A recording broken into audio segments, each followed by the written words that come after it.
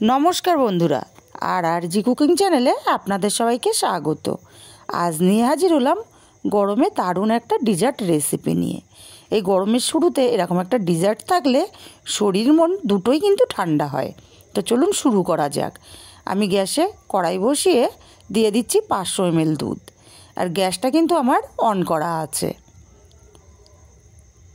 আপনারা আপনাদের পরিমাণ অনুযায়ী দেবেন। আর দিয়ে দিচ্ছি একটু এলাচের দানা গুঁড়ো করে।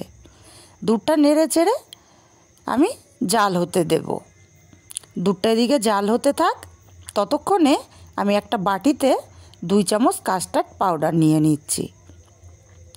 এখানে অল্প জল দিয়ে ভালো করে গুলে নেব, যাতে কোনো দানা না থাকে বা লাম্পস না থাকে। খুব ভালো করে আমি গুলে নিয়েছি। সুন্দর একটা গোলা রেডি হয়ে গেছে। এদিকে দুধটাও আমার গরম হয়ে গেছে।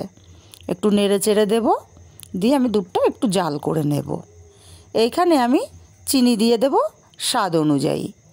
মিষ্টিটা যে যার পছন্দ মতন দেবেন বা স্বাদ অনুযায়ী দেবেন। আমি মিষ্টিটা একটু কমই পছন্দ করি, তাই কম দিলাম। নেড়ে চেড়ে দিয়ে চিনিটা গুলে নিয়ে এবার দিয়ে দিচ্ছি কাস্টার্ড গোলাটা।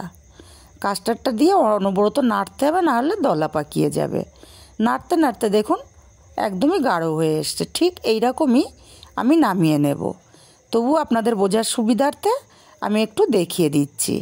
দেখুন খুন্তির মধ্যে তুলে নিলে খুন্তির গায়ে আটকে যাচ্ছে। আর দেখুন এবার একটা দাগ দিলে দাগটা কিন্তু জোড়া লেগে যাচ্ছে না।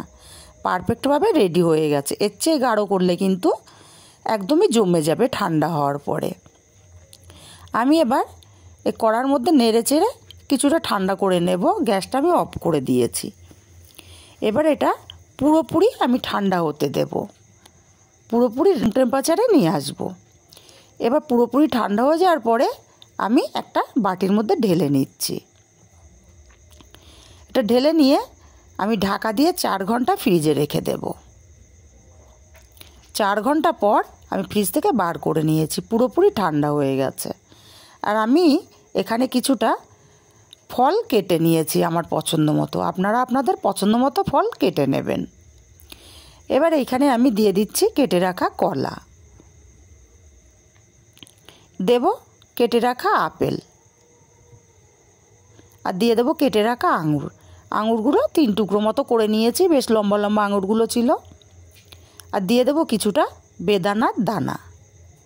যে যার পছন্দ মতো এখানে কিন্তু ফল আপনারা অ্যাড করতে পারেন। এবার খুব ভালো করে মিশিয়ে নেব। এটা খেতে কিন্তু অসাধারণ হয়, আর খুবই অল্প সময়ে বানিয়ে নেওয়া যায়। ছোট বাচ্চা থেকে বয়স্ক সবাই কিন্তু খুব পছন্দ করবে। আর এরকম গরমের শুরুতে বা গরমের সময় এরকম একটা ডেজার্ট থাকলে আর অন্য কিছু কিন্তু লাগে না। সত্যি শরীর মন দুটোই কিন্তু ঠান্ডা হয়ে যায়। রেসিপিটা যদি ভালো লাগে লাইক কমেন্ট শেয়ার করতে ভুলবেন না।